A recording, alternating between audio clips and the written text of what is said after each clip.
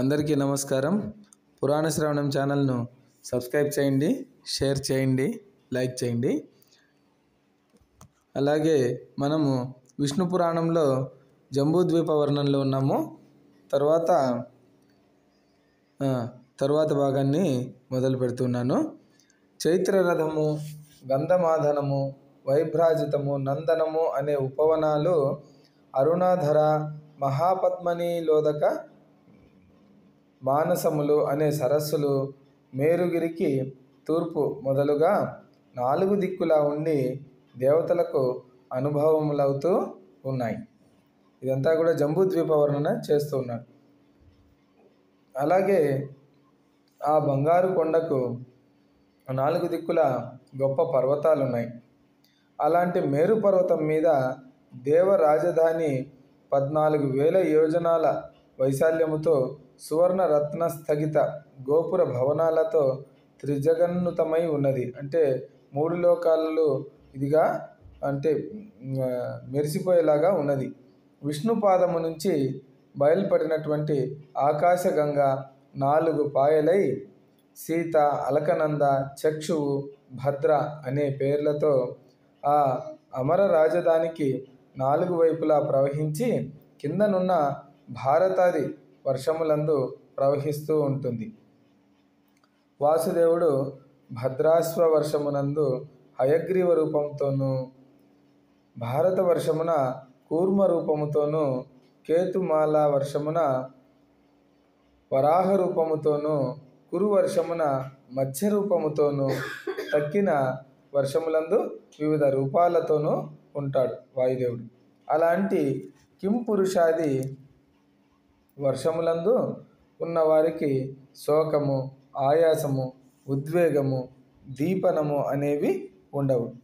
చిరంజీవులై సుఖ సంతోషాలతో ఉంటారు. భారత వర్షమునందు ప్రత్యేకించి కులపర్వతాలు, మహానదులు ఉన్నాయి. హిమగిరి నుంచి దక్షిణ సముద్రం వరకు 9,000 యోజనాల విస్తీర్ణము కలదై భారత వర్షము ఉన్నది. అది కర్మభూమిగా ప్రసిద్ధం.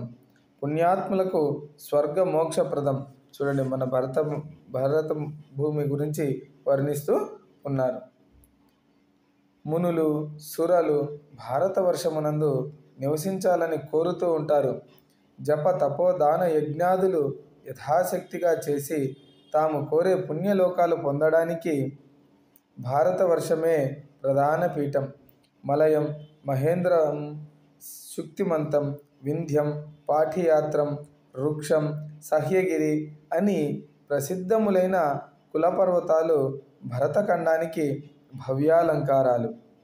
శతద్రు, చంద్రభాగ అనే నదులు మహేంద్ర పర్వతమునందు, వేద స్మృత్యాదులు పారియాత్రమునందు నర్మదాదులు, వింధ్యమునందు తాపీపయోష్ణి, నిర్వింధ్యాదులు, వృక్షమునందు గోదావరి, భీమరది, కృష్ణవేణ్యాదులు, సహ్యమునందు తామ్రపర్ణి, కృతమాలాదులు, మలయ పర్వతమునందు ఋషికుల్యాదులు శుక్తిమంతమునందు ప్రభవించాయి. ఇలాగే ఋషికుల్యాదులు శుక్తిమంతమునందు ప్రభవించాయి. అలాగే ఇంకా కొన్ని పుణ్యనదులు ఉన్నాయి. భరతవర్షానికి నలువైపులా 1000 యోజనాల విరివితో 9 ద్వీపాలున్నాయి.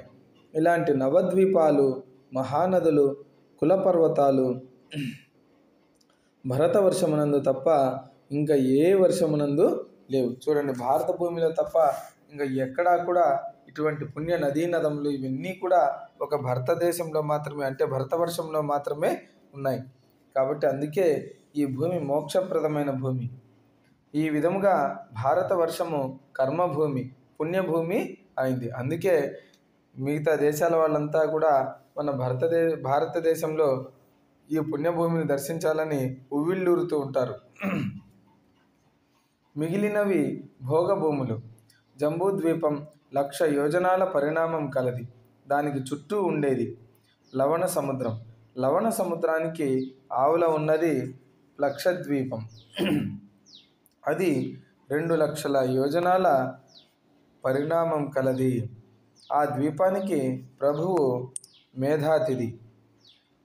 అతనికి 7 కొడుకులు. భుజబలానికి, రూపరేఖా వైభవానికి వారికి వారే సాటి.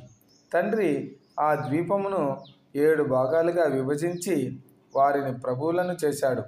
ఆ భాగాలకు వారి పేర్లు వచ్చాయి. అవి ఏంటంటే శాంత, హయ, శిశిర, సుఖోదయ, నంద, శివ, క్షేమక, ధ్రువ వర్షములని వాటి పేర్లు. ఆ వర్షములలో ఉన్న నరులు, సురలు కలిసి సోదరుల్లాగా జీవిస్తూ ఉంటారు. వారికి రోగాలు, ఎటువంటి బాధలు కూడా ఉండవు. కారణం ఏమిటంటే ధర్మానికి ఆ నరులు పెట్టింది పేరు. అక్కడ ఉన్న వాళ్ళంతా కూడా ధర్మ పరిపాలన గావించుకుంటూ ధర్మంగా జీవిస్తున్నారు. అందుకే అక్కడ ఎటువంటి రోగాలు కానీ ఎటువంటి బాధలు కూడా అక్కడ ఉండవు.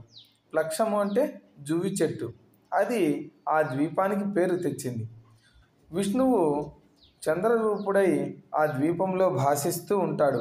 ప్లక్ష ద్వీపానికి ఆవుల ఉన్నది ఇక్షు సముద్రం. అది 1,00,000 యోజనాల వైశాల్యం కలిగి ఉంటుంది. ఇక్షు సముద్రానికి అవతల ఉన్నది శాల్మల ద్వీపం. శాల్మల అంటే బూరుగుమాను. దానిని విరివిగా 4,00,000 యోజనాలు. దాని ప్రభువు వపుష్మంతుడు. అతనికి సుతులు 7 కొడుకులు. ఈయన కూడా 7. ఇలా వారి పేర్లతో నదులు, పర్వతాలు, కుల పర్వతాలు అని ఇవన్నీ కూడా ఉద్భవించినాయి. తర్వాత విష్ణువు వాయురూపుడై ఆ ద్వీపమునందు ఉంటాడు. ఆ శాల్మల వృక్షము 1100 యోజనాల ఔన్నత్యం కలదై ఆ ద్వీపానికి తన పేరు కలిగించింది. ఆ ద్వీపం చుట్టూ ఉన్నది సురా సముద్రం. ఆ సముద్రానికి అవతల ఉన్నది కుశద్వీపం. ఆ ద్వీపమును జ్యోతిష్మంతుడు తన కొడుకులకు 7 విభజించి ఇవ్వగా వాటికి వారి పేర్లు వచ్చాయి. ఆ భాగాలలో మందరగిరి, ఆ పర్వతాల నుంచి శివ, విధూత పాప, పవిత్ర ఇటువంటివన్నీ కూడా 7 నదులు పుట్టాయి. దయచేసి పురాణ శ్రవణం ఛానల్ను సబ్స్క్రైబ్ చేయండి, లైక్ చేయండి. చూసిన వాళ్ళందరూ కూడా దయచేసి ఈ పురాణ యజ్ఞాన్ని నిర్వహిస్తున్నాను కాబట్టి దయచేసి చూసిన ప్రతి ఒక్కరూ కూడా సబ్స్క్రైబ్ చేయండి. ఓం నమో నారాయణాయ. మిగతా కథ తరువాత భాగంలో మీకు వినిపిస్తాను. ఓం నమో నారాయణాయ.